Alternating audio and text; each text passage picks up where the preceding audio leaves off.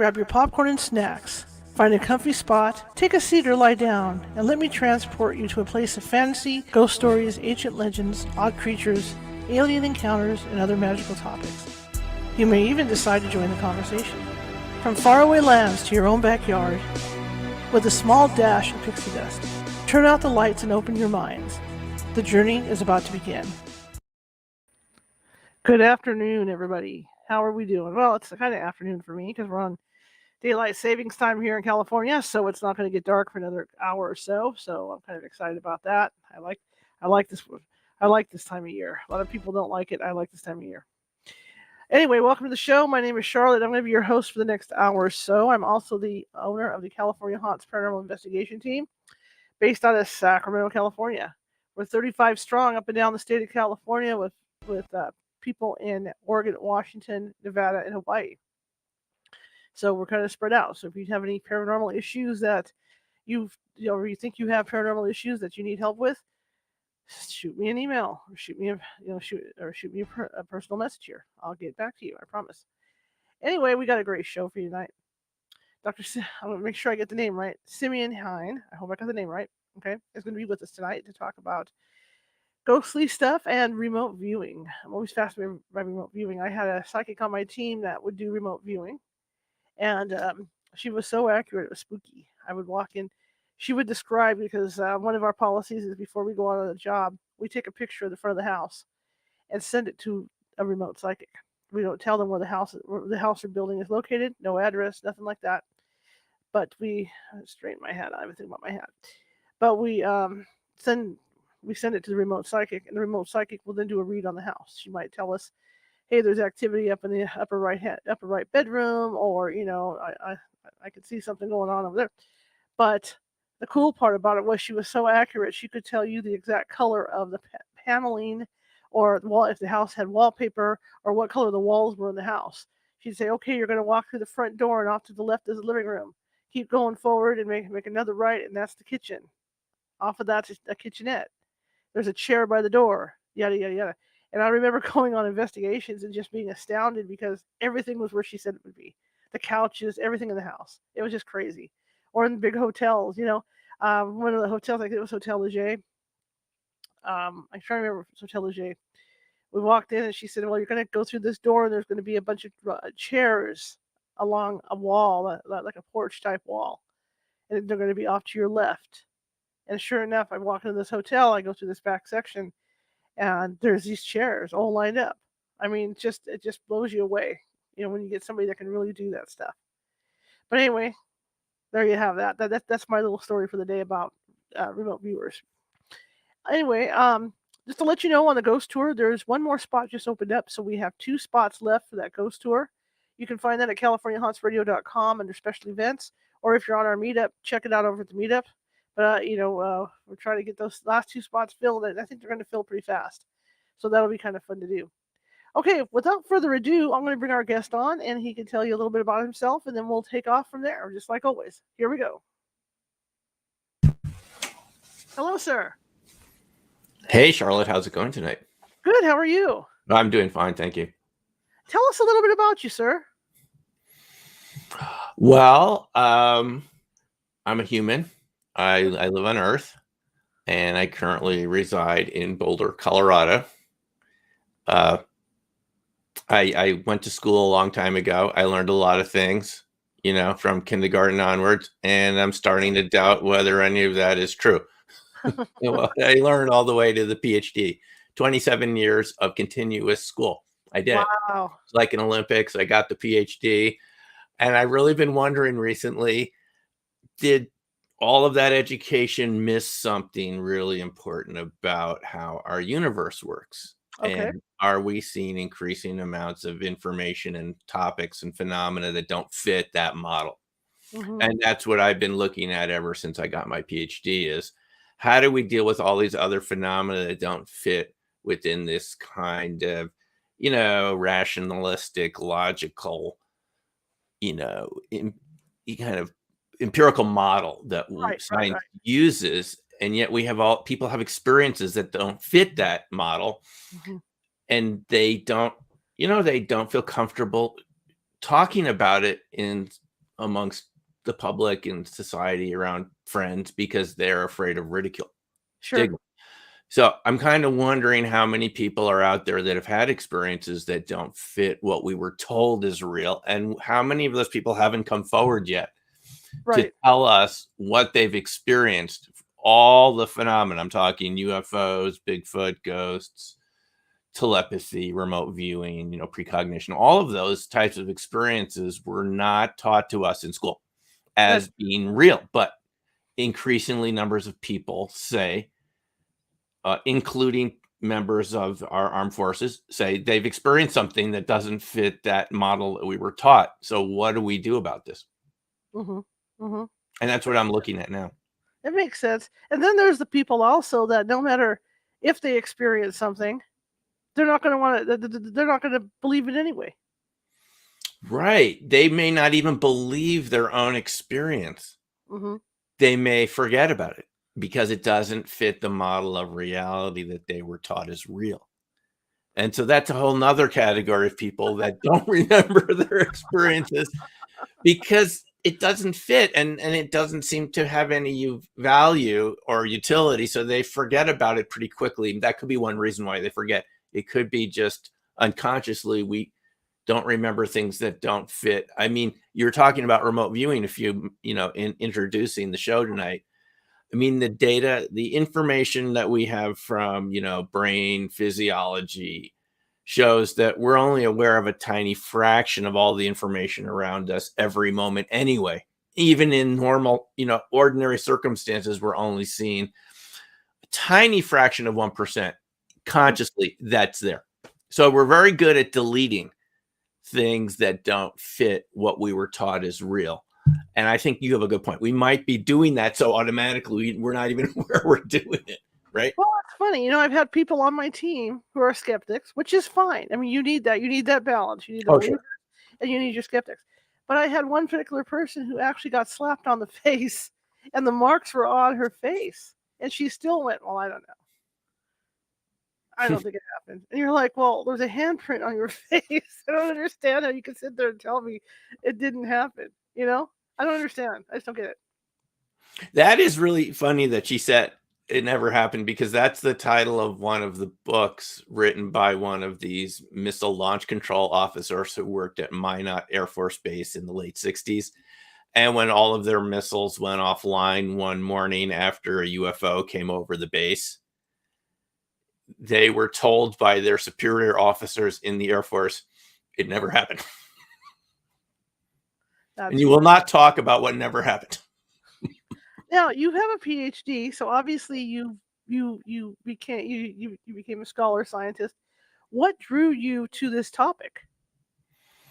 Oh, that's a very good question. So a couple years after getting my PhD, I'm kind of thinking, well, what am I going to do with my life? Am I going to go into academia, go into work at a university, whatever? And somebody was talking about this thing called remote viewing on my local radio station, KGNU.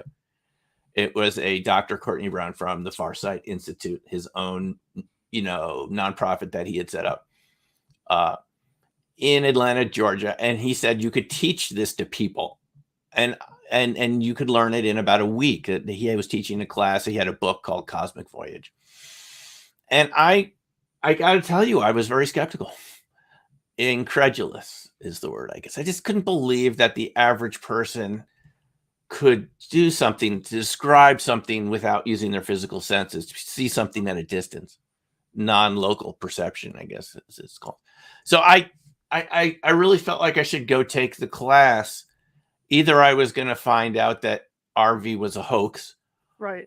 or that there was a hole in my graduate training, in the knowledge I'd learned, that there was something else going on that I hadn't been taught about in graduate school or anywhere before in college. And that's what it turned out to be, the latter, because it worked. Everybody in the class within a couple of days, in my estimation, having taught statistics, I could see they were getting a lot more accuracy than they should be if they were just guessing. Okay. Very good descriptions of what the target. You wouldn't be shown the target till after the session. It was in a folder behind you, in a manila folder. No way you could see it, but people would get very accurate drawings and descriptions. And I had a couple of these too within a few days. And you just wonder, how did you do that? Mm-hmm. It was disturbing, Charlotte.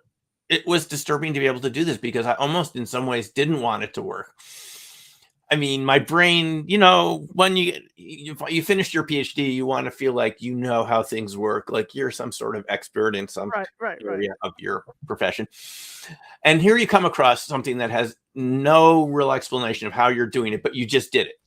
It's like if you levitated a spoon in front of you and you just thought, let's just do this for fun, and it actually levitated. And you didn't even know how you did it. It's that sort of thing, like that. Or you bent a spoon and you were just kidding, and all of a sudden it bent. Right. And that type of thing, it didn't fit. And here we're doing it day after day. And I realized there was something important going on here, like a subterranean information flow Mm-hmm. that you weren't conscious of, but had to be happening, or you wouldn't be drawing such accurate pictures on your page of the target. That's really interesting because the belief is that we're all born with abilities, but then as we get older, and we get living our lives and stuff, we kind of suppress those abilities. But if we really sit down, like you did to go into that class, if you really sit down and apply yourself to it, you can bring those abilities back out again. That's a very good way to describe it. Yeah. It is something that's already there that you forgot you had because you got socialized by the society we grow up in. Mm-hmm. And we change ourselves to fit that society as we grow older. But kids still have contact with some original ability. They haven't suppressed it as much. And it's why it's fun to be around kids, because they're more spontaneous than adults. They kind of say what they're thinking. And that spontaneity is one of the keys to being good at RV. It is. And Yeah.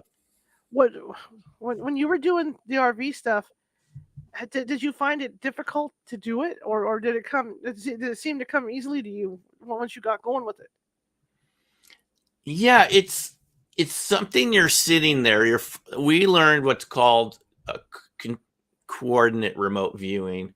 It's a written system as opposed to a more spontaneous, non-written, just a verbal description sort of system that other people do. There are different ways to do it. We were learning the Ingo Swann CRV system that he designed for the government through a contract at Stanford Research Institute, as it was called back then, in Palo Alto.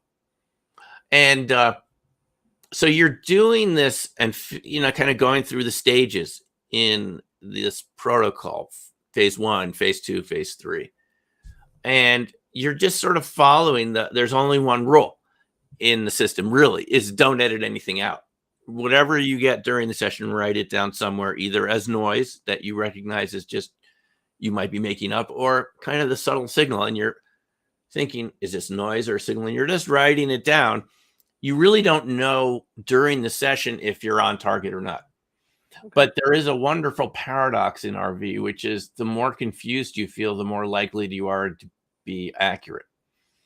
The opposite of what we're used to feeling when we're being, consciously logical and, following rules of logic and so forth, and we feel confidence in our ideas. This is the opposite. You don't feel confident in this at all because you don't know why you're getting these colors, these shapes, these textures. You feel like you're making it up. But when you get your target feedback at the end, you can see either you missed the target and you didn't get very much, or sometimes you nail it, which is really improbable given there's so many types of pictures and types of targets you could be given during any session, that if you get like 70, 80% of the shapes and the colors, you're way outside of, the statistical likelihood of getting that right if you weren't really getting some sort of contact internally that you're not aware of. So to answer your question, you're not really aware that you're getting the contact, and you end your session, you do a post-session summary. Okay, that makes sense. And you look at the picture and you go, wow, that is really amazing. There's that shape. There's that I'm happy to show you some examples if you'd like to Sure. see what it looks like a little bit later. Yeah. Yeah. Well, what you said makes perfect sense because I had a psychic on my team when I first started this team who actually, because we used to film a TV show, and she actually went on camera going, I don't know how I do this. It just Right. comes to me, and when it's accurate, it even impresses me. So it's interesting to hear because a lot of and I don't want to cut down the psychic world, but there's a lot of psychics that have big heads. And, oh yeah, I can do this and I can do that. The truth of the matter is, yeah, you can, but you still don't know how it comes. You So don't know. it's No, better to be humble that than is to right. sit there and have an attitude. You don't, it's not a conscious process. You're attempting to get your conscious mind just to write down the feelings that you get during the session without editing too much out. So you're not aware of how the information is coming through, but it does come through. And as you get more experience in viewing, you learn not to edit as much out. It's a big leap of faith every time you do a session. Under most circumstances, you don't have any information about the target ahead of time. Mhm. And you don't find out that you do have a monitor, and the monitor is there just to keep you writing something down, and there's a kind of a set of phases, and the monitor wants to make sure you're going through these phases in the CRV system. Right. But they're not telling you anything about the target. And you don't know by their reactions whether you're off or on. So you don't know how you do it, but there you did it at the end. I mean, and sometimes it's really, really accurate. And it's astounding. And it can be done double blind so that the monitor doesn't know the target either. And they're still just walking you through the phases without knowing the target. And I've seen many examples, when I teach it here in Boulder in live classes where people just nail the target. They get every aspect of it. And it was double blind. Nobody knew what it was till we were done. It's astounding to see it happen, and it's like a mini miracle every time. That's awesome. Yeah. Quickly, a question in the chat room: can anybody learn to remote view? I think so. There are some people, like you're saying, that seem to be naturally. It's not that they're better at it; they're a little more tuned to that type of signal. And that doesn't mean that's necessarily desirable for people to be naturally good at it. I think everyone is as good at it as they need to be. Sometimes people have gone through near-death experiences or some sort of physical trauma before they had this sort of psychic ability naturally without any training. People who've been through military combat, people who've fallen off ladders, people who've been injured in some way sometimes pick this up as they heal. It's Charlotte, it's the same thing. Have you ever known someone that was sick for a while and they started drawing and they got really good at it while they were in bed for a couple months? That was true with my mom. She never showed any artistic ability until she was bedridden for a couple of weeks. All of a sudden, she was doing this amazing stuff. It's like the brain is what they say in science is plastic. It has plasticity, and it can change and regrow the neurological connections. Mm-hmm. And that happens with this RV process too. So to answer the listener's question, it's a good question. Everyone could do it to some degree. I once asked this of Ingo Swann at one of the conferences in Las Vegas, the IRVA conferences that were held every year. And he started coming to these after 2002. Ingo Swann being the kind of inventor of this particular CRV system, a natural psychic and an artist. And I said, Ingo, who makes a good viewer? He said artists and musicians. Huh.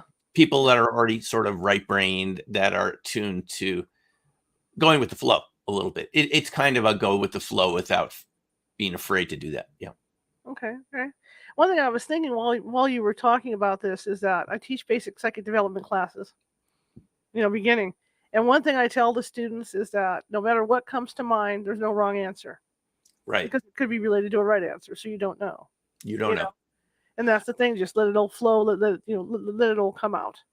No, that's very good, Charlotte. And I like to say in our classes, this is something that Lynn Buchanan, one of the people in the military remote viewing program back at Defense Intelligence Agency in the, I guess it was in the 80s. He would say every session is a good session if you learn something about yourself. we already know what the target is. Somebody knows what the target is. So it's not about naming it. It's about, can you discover more within yourself? And that is the most challenging thing to pick up in the class. Is it doesn't matter whether it's right or wrong. It's, did you learn something about the process? You can learn by making mistakes. We all fall off a bicycle when we're learning to ride a bike a couple times. But that is the right attitude. If you learn something, it's always a good session. Right. If you nailed it and you don't know how you did it, that isn't as good as a session where you only got part of it, but you learned a lot about yourself. Mm-hmm. So it's a process of discovery, seeing how you perceive, and learning not to edit, going with the flow. Yep. Right. How long does it take people, like when they come into your classes? How many classes does it take before they can do full reads? And I know there's some people are more, quicker than others at it, but on the average, how long does it take people to do this?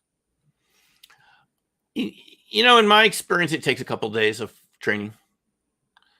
You could get people who get good results within 2 days or 1 day. That's just sort of, I guess, the way some people are. They're just ready to do it. But in my experience, it usually takes a couple of days, and perhaps by day 3, you get some breakthrough result. It could happen sooner, or it could take later. It could take longer. It could be after 3 days. And our classes typically are 3 days. So most people get results within that time period. But this is the interesting thing about it. When they started doing this in the 70s, it would take like a year of training to get somebody to be able to do this. And it's like that thing called the 100th monkey phenomena, right? Is that when you get 1 or 2 monkeys learning how to wash potatoes, they each have to learn how to do it. But after you have like a whole troop of monkeys washing their potatoes, it just sort of spreads because other monkeys pick up the behavior. So it seems, we call it the icebreaker effect. It just seems so many people have learned RV that it, in the field around us, the morphological field, there's sort of this feeling like it's possible. And so it seems to be easier to learn than it might have been 50 years ago. Interesting. And with the military doing this, I mean, for obvious reasons, they would want to get involved with this. Are they still, or you probably don't know, but I mean, obviously they were training people for this. Did you think they're still using it out in the field and stuff? I don't have any firsthand knowledge if that's true. I mean, the official program was canceled, but that we were told this about lots of programs. We now know were not canceled, like all these UFO study programs, which have been going on since Roswell, according to people like John Ramirez, who's been giving a lot of interviews recently, a retired CIA officer. And so, oddly enough, this kind of came out of the MK Ultra program in the CIA, which was a sort of mind control project with LSD and things like that. And one of the things they got interested in was RV, but that's because the Soviet Union was doing it, and they learned that the Soviets had some pretty good viewers, and they were concerned that the US was going to fall behind in a kind of psychic arms race. So it was, I don't know if they wanted to start this, but they wanted to protect their military installations and assets from psychic spying. So they felt like they had to learn enough about it to see if you could create like a defensive force field, which no one, as far as I know, ever figured out how to do it. But that led them to start doing it, and, having people like Ingo and Joe McMonagle, another viewer from the East Coast, who worked at DIA and came out to SRI sometimes, to kind of work with this. And eventually they had a whole cadre of these RV psychic spies. But the Soviet Union and the Russians had quite good viewers too. I mean, Ed May, someone who ran SRI after Hal Puthoff and Russell Targ, I took over the program in I think it was around 1980 or so. Maybe later 80s. Yeah. Mid 80s, excuse me. He wrote a book called ESP Wars, East and West, and he goes into all of the Russian psychics who were in their RV program, and they had their own version of this. So, so whether it's still going on now, I mean, I've heard suggestions that it might be, but it's probably done, it's probably done by the same process they use to research UFOs. They have private aerospace and defense contractors take it over so they don't have to be liable to FOIA requests, Freedom of Information Act requests. So that's one way to hide a program, is to privatize it through a black budget program. I'm sure your listeners are familiar with this idea. So that way the public can't find out about it. So if it is going on, I'm not aware of it. I wouldn't be surprised if people are doing it, because it's a relatively inexpensive way to get more information that can be valuable and useful to somebody. Now, for someone to do this, how much do they have to focus on? Like say you don't say you give somebody an envelope that's sealed, and tell me what comes to you. Do they have to meditate before they do this stuff, or how do they go about getting into it? There is a cool down period before the session starts, and you can take 5 or 10 minutes if you want to do a thorough cool down. You could meditate. Well, here's the thing, Charlotte, everybody's different. So we don't like to say, you got to do it this way. You got to meditate. For some people, walking around the block is sufficient. Some people, they might want to listen to music. We don't want to turn it into some sort of, superstition that you have to do it this way to get a good result. But it just seems like you naturally, as you were saying, the way kids can naturally do this, kids talk about having, these imaginary playmates and things, and the parents don't believe them.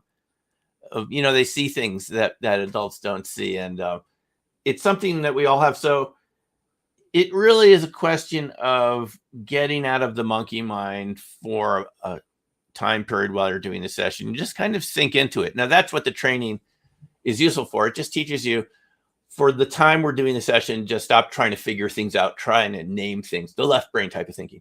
Right. Stop trying to be, looking at the design of everything and the function, and just describe as an artist what it appears like, what it looks like, what your impressions are, without having to name it. And so once you can drop into that state, I think you can basically sit down and just start doing it. And, as you go through the session, you feel like you get in your zone a little bit. So it seems that with practice, you learn to go with that flow, let go a little bit, and just describe what's coming now to your mind, to your body mind, as you're doing the session. Right. But the thing is, what you're going to get at the end of the session is target feedback. You're going to get a picture or something. So you don't need to focus on the envelope. If you're going to focus on anything, it is, what are you going to be shown in half an hour? What picture? Describe that if you want to just, talk about it that way.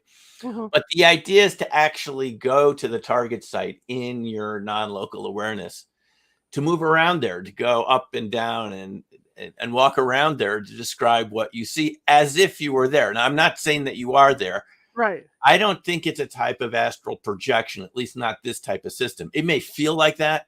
I think you're still here in the room, just like you. I'm over here and you're over in California, and we're doing this interview. You're still there, but your perceptual systems are picking up something that's not in your immediate vicinity. So it could feel like you're actually going there. And sometimes it does. It's a very convincing feeling. That's interesting. I've done it also where the psychic has read through my eyes when I've been on location, because we didn't have a psychic on location. So I've done walkthroughs where she has seen through my eyes, and she'll say, well, there's somebody standing to your right, or there's somebody standing to your left. It's incredible. When you get somebody that really knows how to do it, it's incredible. It really is. And there is a very good movie, which I'm not connected with, but I'm just going to stand up here. I'm just going to adjust my table a little bit. Okay. There's a very good movie. I don't know if you've seen it, Charlotte, called Third Eye Spies. I have not. I'll have to check it out. Produced by Lance Mungia, who I have met a few times at the URBA conferences, and Russell Targ, who I've met, and Russell being one of the founders of the program at SRI in the 70s. Third Eye Spies, and I'm not promoting this because I have anything to do with it. I think it's literally the best movie on RV ever produced.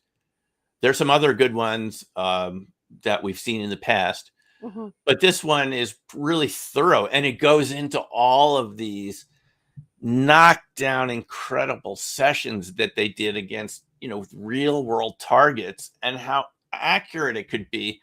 I mean, literally to go into a building and start reading the names on the file folders in secured facilities just as practice, Wow. and to get it all right one after the other, that is an amazing thing that you or me or our audience, you could actually put your mind on a distant location and read what's there on pages. That's incredible. You see this in the Third Eye Spy movies, and it goes through the whole history of the program and shows you how scarily accurate it could be sometimes.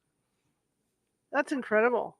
It's hard to imagine. I mean, for the average person, it's hard to imagine. For me, like I said, I've been working with people like that for years, but it's just it's hard to wrap your head around, because it's such an art. I'm going to call it an art, because it is an art to do that for people that can do it. Literally. Yeah, and one more thing about that is how it started, Charlotte. Before they were viewing distant targets, they didn't know you could do that with RV. The original system was the outbounder system, which is what you're talking about. You would send somebody out somewhere in Palo Alto or San Francisco or somewhere, and the viewers back in the lab at Palo Alto in their shielded room would look through the outbounder's eyes and describe what they were seeing, where they were, what would be to the left, what would be to the right. And you can see some of these in Third Eye Spy, some of these amazing outbounder sessions. I mean, anyone would say it's amazing, where they just drew the buildings and this and that. And like that outbounder could have been at any 20 different locations. It's all randomized. They don't even know where they're going until they drive around for a while, open an envelope, and here the viewer's back somewhere and describing exactly where they are. And it's incredible. So that was the original system. And that I'm glad you mentioned that. Before, it was just a picture in a folder. So with this system, when somebody comes into you and says, "Hey, I want to try this," how do you start working with them? You don't have to tell the whole thing, because obviously you want to teach it. But no, I have a free class online. Okay, cool. A free mini class where I go through the basic instruction in like 3 or 4 videos.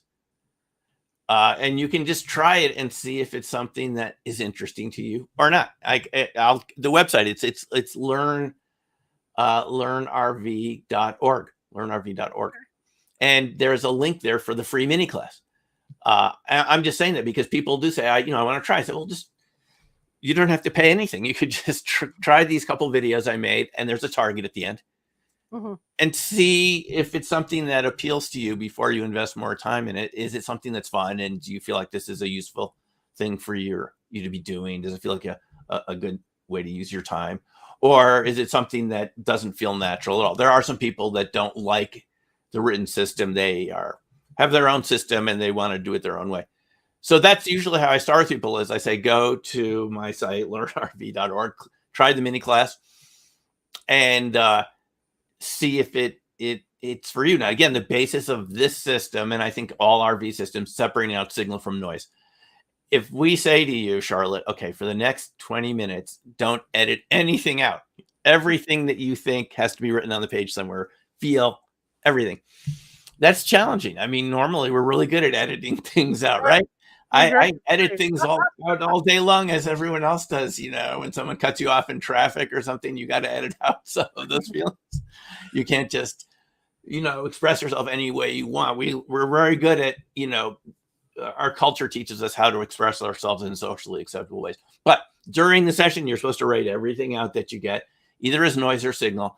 And that's the essence of the system. Can you distinguish it? And as you practice this, you'll see that the signal it feels different than the noise. And that's what the training's about. I just find this fascinating because, like I said, I keep saying I've seen it done. I've worked with it, but I've never done it myself. And I've always been curious about attempting it myself. So I'll have to try your free. I would watch the Third Eye Spy movies, and then you're welcome to try my free mini class. Okay, I can do that. The Third Eye Spy movies will show you a little bit what it's like. And then, and there's plenty of other people that teach it. I'm not the only one. There's Lori Williams and Daz Smith. And a lot of people have classes in this. It's all sort of similar systems. And It is one of the things that you can learn online through a Zoom class. We've been doing Zoom classes recently since COVID. Now, I do like being in the same room with people because I like to see what they're getting. I like to look at the whole picture, even their body language as they're doing the session. You can see a lot from the way they're writing and so forth. And that's a little more challenging to do in a Zoom box like setting on a screen. But still, it's a pretty flexible thing. And most people who have done it say they really learned a lot about themselves. They feel like they kind of pay attention more to the intuitions than they get. That's really the point of this, is to learn to start paying attention to the other sources of information within your body and your mind that don't come from your left, your left brain, your conscious thought. There's other types of thought that you have that is accurate and worth paying attention to. Gut feelings are just one of those types of thoughts. And RV is kind of a variation of gut feeling. So that was one of my next questions, was that now once people do this, what do they do with it now, once they have it?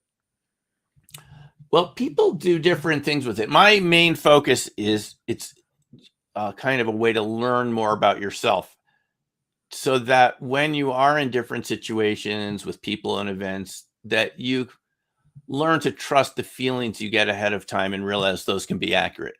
Your precognitive feelings. People who've taken the class tell me that they feel like they do better at their business afterwards because they learn how to, like size people up, people that they're going to be working with. Is this someone I can trust or not? We're all faced with these situations every day, trust. And a lot, our entire perceptual system is very good at, discerning people that we can trust and people that we don't trust. And this seems to heighten that in a healthy way. So people have told me that they feel like they just make better decisions after doing this type of training because they can sort of tell the difference between signal and noise.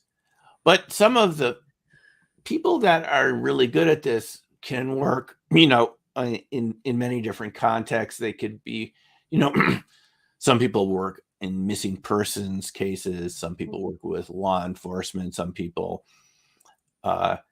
like to do this to find buried treasure. I remember there was a French group that gave us a presentation, the guy that ran a company in France that worked with government and French corporations. And he showed us a lot of very successful sessions where they found buried treasure. Cool. Things like that. We've done it here in Boulder to find missing pets, or to attempt to find missing pets. But it's always very complex once you start actually applying it. For example, if people do call you up or email you, can you help find my missing pet? And the viewers view it and they say the pet's not physically here anymore. It's been eaten by a coyote or something. They're not going to want to hear that. The owners. So it's quite complex to actually do it. And you want to have a company to do that, a bunch of people around you. Like, you want the viewer to be shielded from the people that want the information, because you don't want their preconceptions to contaminate the viewer sessions. So right away, you need a few people to do this, people to prepare the session, people to deal with the client. There has to be kind of these levels so that the viewing can be fair and transparent. And so there's basically, you can do RV like I'm pretty much focused, which is to learn more about yourself. It's like a gateway process, a gateway drug to other interesting phenomena, to open you up to more of yourself, to see more of yourself and how the universe works with this sort of non-local mind that we have. And then there's the other side of it. People like to do specific applications and to really use it over and over. Some people like to use it with things like the stock market to make predictions. And there are people that have done this for years. Greg Kolajic, I think his name is, Canadian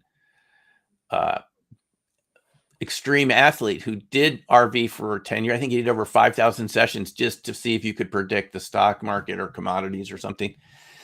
And he was able to get like 65% success rate over a decade. That would be impossible if you were guessing. You're not going to get 65%. It's going to go approach 50-50 if you're just guessing, but he was way above it.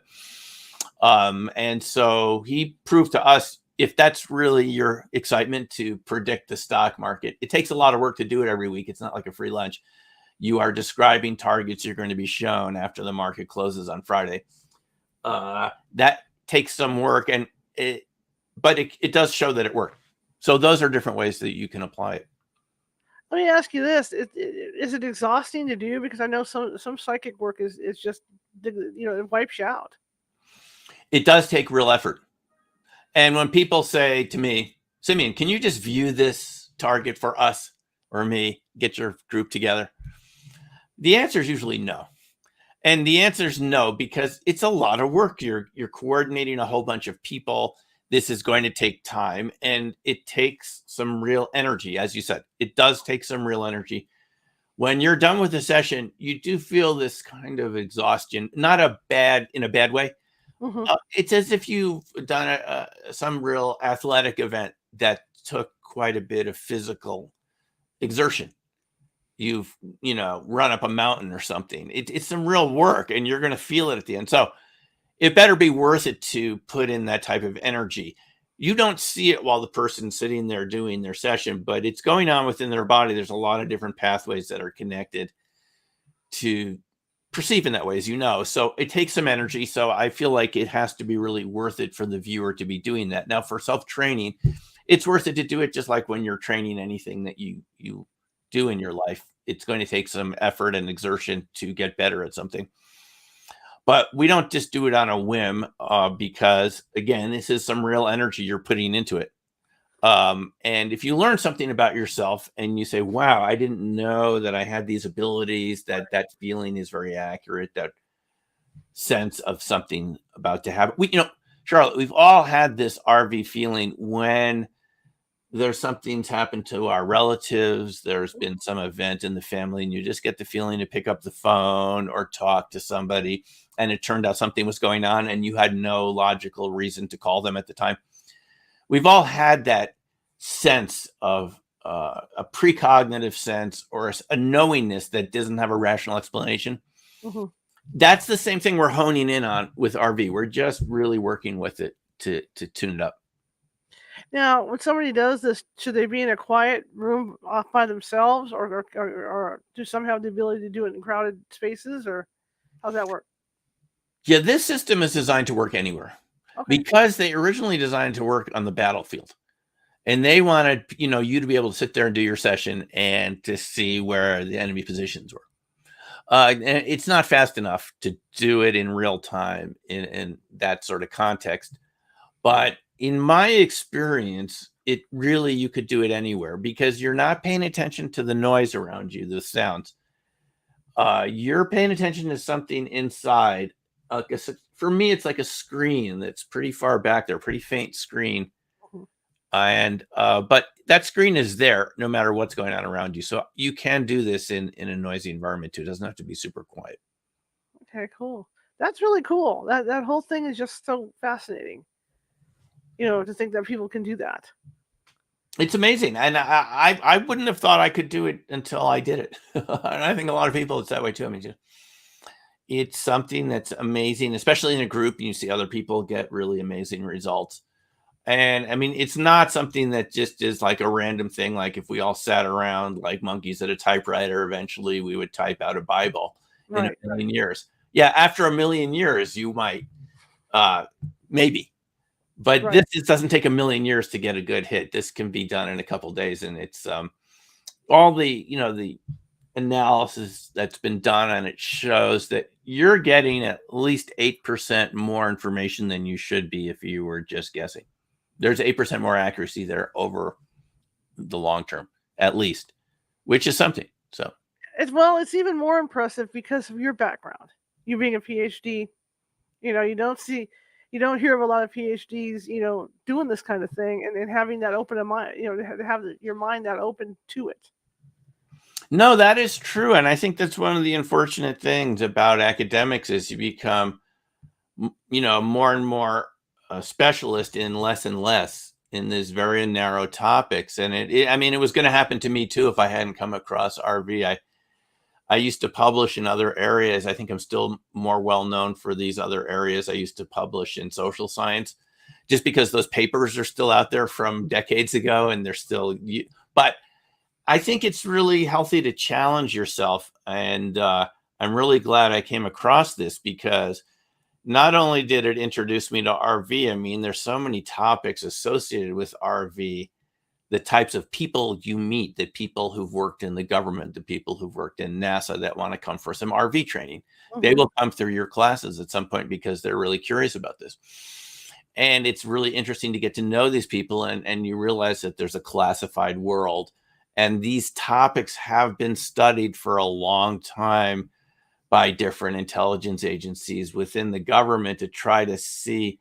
I did just like this is an example. One book recently, Skinwalkers at the Pentagon by James T. Lukatsky, a missile analyst at the DIA who is chosen by Senator Harry Reid to lead this OSAP program, this UFO study program from 2008 to 2010. They couldn't get funding past then, but they go off to Skinwalker Ranch in northern Utah, encounter all these weird phenomena and cryptids and entities, which are tangentially related to RV in some way. Just because once you start doing RV, you do see a little more, you do experience a little more, and you're a little more open that things could be real that you didn't believe before. But that you have one of our intelligence agencies looking into a shape-shifting creatures on a ranch somewhere. That's something. Missile analysts. So it leads to different topics, and that's just a perfect example. They were going to use remote viewers out there too, but the DIA didn't agree to fund that. That could have been part of the OSAP program, which became ATIP, which we're all hearing about now, in terms of these UFO disclosure and Congress having these classified briefings right now. The UAP task force, they're called UAPs now, I guess. But anyway, these topics are kind of connected. I mean, I was once talking to Jacques Vallée at one of these meetings, the UFO researcher, you work with J. Allen Hynek Project. And he told me right there, he said, what very few UFO researchers are telling you about is a lot of these witnesses have RV type experiences before the encounter. And then afterwards, they don't feel quite the same again after they've seen the craft or encountered beings or whatever they've experienced. They had something happen right before the encounter. Things started seeming a little different, And then afterwards, they feel like they have these abilities they didn't have before. Wow. So it shows us these topics are connected in very interesting ways. It's really interesting to kind of piece it together like a jigsaw puzzle. They're not really separate topics. Just to go back to your comment, yeah, it's really good to kind of break out of your subject area if you're willing to do it. I'm not saying you have to do it. There are people that are specialized in those areas, and it gives them a certain type of job security, right? I guess, for their life. But that could also become tiresome because you got to keep doing the same thing because that's where your salary is coming from. If you can break that early enough, like I did, then you can go off into all these different areas and really feel like you're discovering things for the first time. I mean, real things, like how the universe really works, not how you were told. How does it really work? I mean, isn't that really worth seeing and experiencing for yourself? I think so. Absolutely. Right. I've been thinking about that saying that scientists tend to use, and it's, if I can't see it, or if you don't bring one in for me and I can't dissect it, therefore it doesn't exist.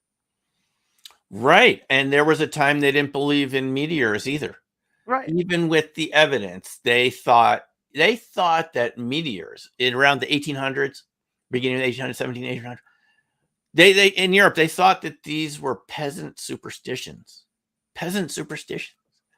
How often have you heard that when people believe in certain things that I'm sure our audience is interested in, and it's labeled like urban folklore, superstition, right? Why people believe in weird things. Well, meteors were considered weird things until they really looked at it.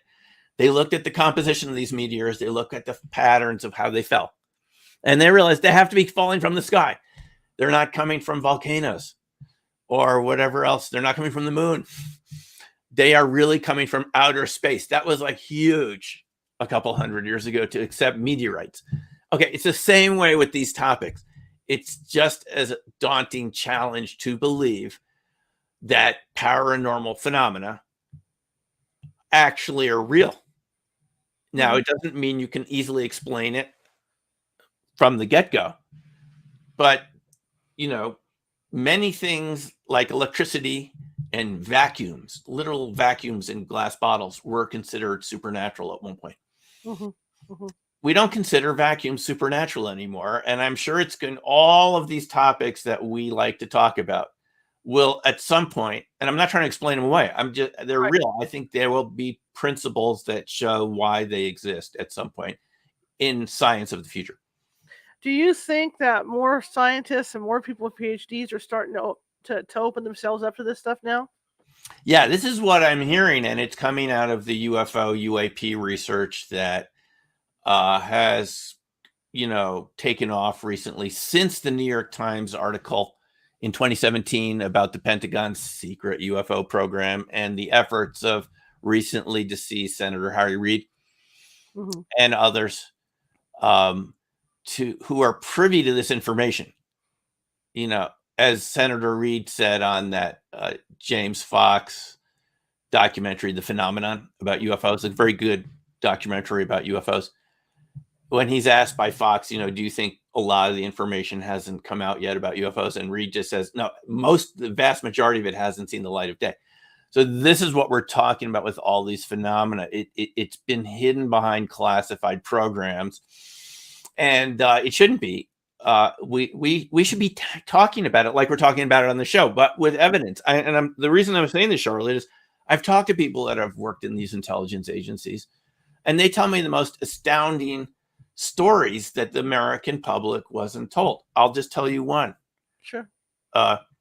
There was a Soviet psychic experiment in 76 where a Soviet PK expert was tasked with bending a spoon 1,000 miles away. The spoon was in Moscow at some lab, and they sent this psychic 1,000 miles away. And an intelligence agency within the US government and a number of people were monitoring this in real time, and on command, the spoon bent without anybody touching it. Now, I said to this person, well, did you ever tell anyone? He goes, no, you're the only other person I've ever told who wasn't in that room that day. And I'm thinking like, well, why? I mean, do you think school kids would be like, here's the headline, the New York Times tomorrow, PK proven to be real. He goes, no, we couldn't. We had to keep, we had to protect our methods and sources, which is what they'll say. But the cost is that you're hearing this for the first time from me, and this happened 50 years ago. And it never made science. I subscribe to Science Magazine. Don't you think that'd be a nice article in Science Magazine? I've been reading this for 30 years. Yeah. Don't you think that'd be a good article that PK is proven to be, psychokinesis? Your ability to physically influence things without touching them or sending heat or anything, just with your body mind, with intention. It's been proven to be real. But if you ask the average person, they would say, I don't think there's any evidence. But here you have a major intelligence agency that saw it. Many people who were there that day knew that PK was real. So there's a lag time, and I think it's taking too long. I think it hurts us because it pushes us back scientifically in many other ways. And we could be having a lot of fun discussions at parties with this type of evidence. I'll give you one more example. Go for it. I've talked to people that have handled UFO crash wreckage. For real, top people, material scientists who I've met at conferences who told me about this but didn't want to come forward with their names of who they are. And they told me in great detail what this material looks like, why all the reasons why it's not made here on Earth, the physics behind it that is beyond what we do here. And this particular person said it was 1,000 years ahead of our tech in terms of the micro size of the technology in there. So that's just another example of fun discussions we could have at parties.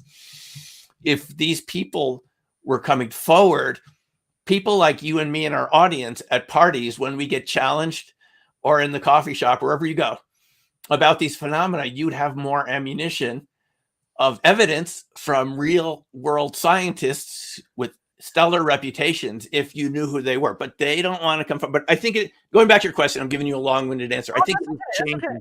I think it's changing. I think it's changing. I think more people are coming forward. because we've called them UAP now, for example, this Right. is the UFO area. So it's not something just phenomena. We're not calling them objects, whatever. I think it's changing. I think they made it UAP to confuse us older folks, so they could tell which one of us are from the old school and which ones are from the new school. The thought comes to mind with this is that maybe either the government, like people have the ability to bend spoons and move objects. Maybe they just don't want the regular guy knowing that they have this ability, because they can't control it.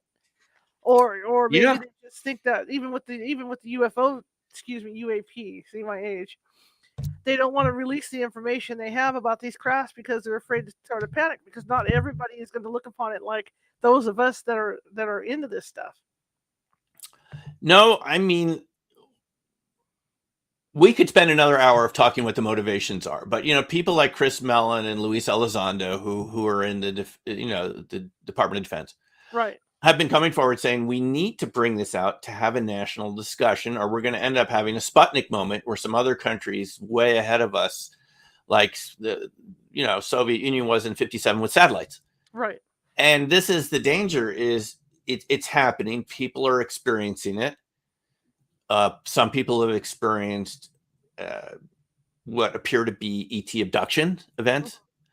We don't talk about it. And if you mention these types of things to your neighbors or your colleagues or your employers, you could be subject to some severe ridicule.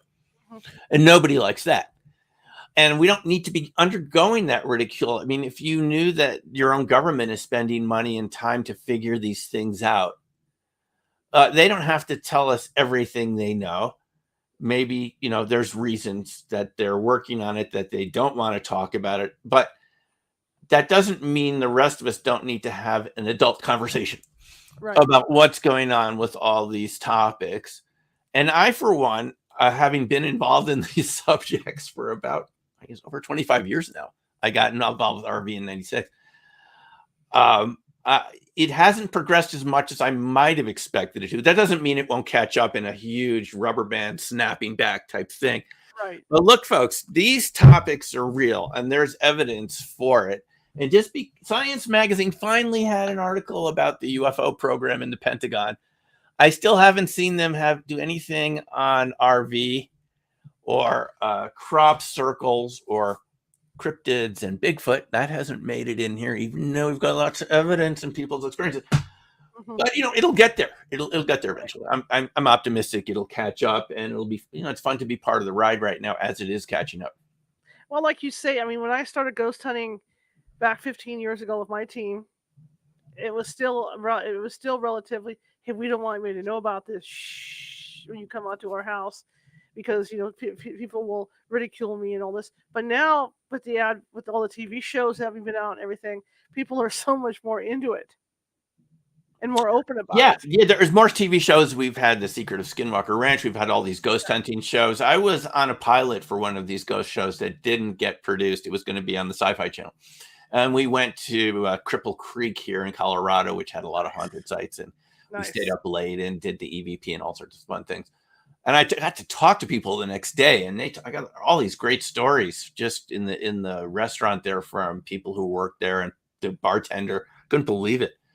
So yeah, there's more shows, and I think that's a very good point, Charlie. There is a lot more evidence now coming out on YouTube from podcasters like yourself, and any of us who have YouTube channels. We have an audience, and we can get the information out a lot quicker than there's it's not just the main central media anymore with 7 channels or 10 radio stations. There's a lot of channels, and I think it's catching up that way.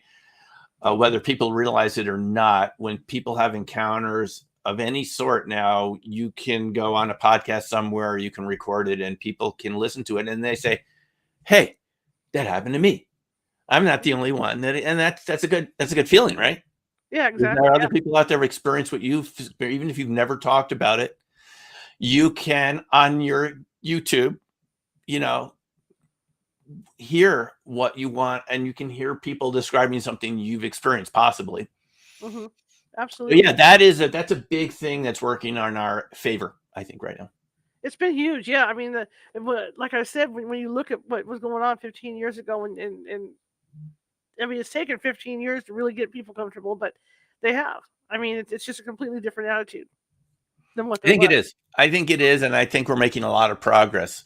There's a lot of great information, and I almost don't have enough time in a day to listen to all the shows I'd like to listen to about all these topics. Oh There's yeah, really good research and really there's some really good shows out there on all these topics. And if you don't believe in some of these topics or you don't think they could be real, you just haven't taken the time to listen to the evidence. When absolutely, witness testimony is evidence, is a type of absolutely. evidence. So what's next for you? Well, I am currently working on a new book about how some of this all fits together and to try to make sense of a lot of these topics, kind of put it into a framework of, you know, different states of matter beyond the ones we're used to, coherent matter, basically, and how that fits into a lot of these phenomena in terms of orbs and strange sorts of things that happen around haunted sites and cryptids, even RV sessions. We've had balls of light show up. So I'm kind of looking into that and seeing kind of how that all ties into, the multiverse. So Hmm. that's my project that I'm working on, which hopefully I'll be through in a couple of weeks. I'm kind of most of the way through the book at the moment. Fantastic. I would love Yeah. to have you on again to talk other stuff. I Sure. mean, you have such a wide array of knowledge on stuff. It's incredible. Oh, well, thanks. Yeah, no, well, thanks for having me on. And it's a lot of fun. And these topics, I encourage people to explore whatever seems interesting to them. This is real stuff. There's real science behind it. Just because society hasn't caught up yet doesn't mean it's not real. It's just like the meteorites. Absolutely. Can take a How little can while. people find you, sir? Oh, well, you can find me on YouTube. Just put my name in. It's a YouTube. I'm on Twitter. You can find me on my blog at newcrystalmind.com and newcrystalmind.com. And of course, go to learnrv.org if you want to try the little mini class for yourself, just see some basic instruction and try out a target. Great, great, great. Well, thank you very much for coming on. I appreciate it. And like I said, I want to get you back on because there's so much more we can talk about. Yeah. Okay. Thanks a lot, Charlotte. And thanks, Okay, everyone. sir. We'll see you again. Thank you. Have a good evening. Okay. Take care. All right. That was a great show. I learned a lot about remote viewing, which was really cool. And I'm actually going to watch that movie, that documentary he suggested, that movie. And then I'm going to take his free course, see how it goes. Okay. Tomorrow we're going to be shifting, well, not really shifting gears because our old friend Lon Strickler's coming on, and he's got some new information about the Mothman and some other monsters. I'm going to say monsters, cryptids. I guess cryptids is the appropriate word for all this. So he's got information about the Mothman and some other cryptids that he's been working on some projects with. So he's going to be on tomorrow with us at 6:30 p.m. usual time for the show. And gosh, that was a great show. I don't know what else to say about it. Fascinating. Like I said, maybe at some point I'll sit down with a particular psychic I was working with, that was doing the remote viewing, and she can talk with you guys about, working with us and how it worked back and forth. Um, Again, check us out at CaliforniaHauntsRadio.com. You'll find all of our videos there. All the archives for these shows are there. If you're watching on YouTube, there's a little subscribe button down there. You'll see a little guy, a little ghosty guy with a Sherlock Holmes hat on and a magnifying glass. Click on him, and that'll subscribe you to our channel. And now we have more than 200 videos on there, and several, several topics, lots of different topics of shows, not only paranormal theme, but other stuff as well. Okay. If you like the show, share it with 5 people. If you hated the show, share it with 5 people anyway. We're getting the word out about this show, and we're growing. And I thank everybody who listens to the podcast because we are really growing, really, really growing monthly with the podcast, and we're growing monthly on YouTube as well. So I want to thank everybody who's helping us out to do that. If you want to check out our YouTube page, that is we have our own YouTube URL, but it's easier just to type in California Haunts on YouTube and it will pop up. Otherwise, like I said, visit CaliforniaHauntsRadio.com and click on a video on the front page of that. That'll take you directly over to YouTube. But on the radio page, again, we have the archives for all these shows. Plus, I'm putting in the Blog Talk archives, and those go back another 10 years. So I'm starting to get through all that. We had some pretty good guests on the Blog Talk, too. But anyway, I want to thank you guys again. And remember, the ghost tour is on March 26th, Saturday, March 26th. We're going to be at a cemetery ghost hunting. And, there's 2 spots open for that. So if you feel like you want to come out and ghost hunt with me and my team, come on down and visit CaliforniaHauntsRadio.com and go to special events at the top, and it'll pop right up for you.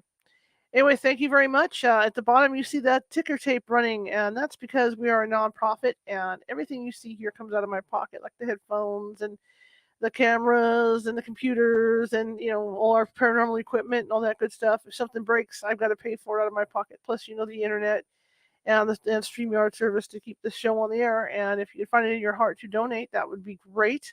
I would really appreciate it to help me offset some of the costs, because I like to do this show, and I'm a journalist, and I thoroughly enjoy interviewing people like Simeon.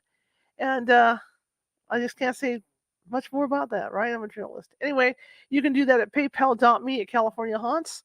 Or if you're uncomfortable with PayPal, you go to Venmo and just type in California Haunts, and you just get to us, get to that right there. But I would really appreciate it. I hate begging, but that's how the economy is. I mean, look at gas prices right now. Yikes. Anyway, I will see you tomorrow at 6:30 p.m. I'm going to go ahead and run his information. I have 3 books that I didn't show because I was so involved talking to him. I did not show off the books, so I'll give you the names of the books and everything. Of course, you can get them at Amazon. But here's his information right here. And websites would be planetaryintelligence.com, newcrystalmind.com, openingminds.info, and simoeonhein.com. And Black Swan Ghosts is one of his books.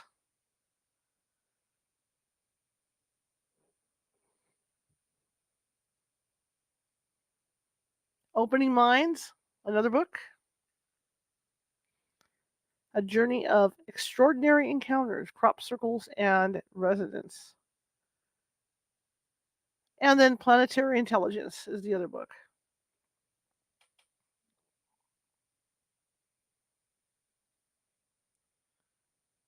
And of course, those can be purchased from Amazon.com.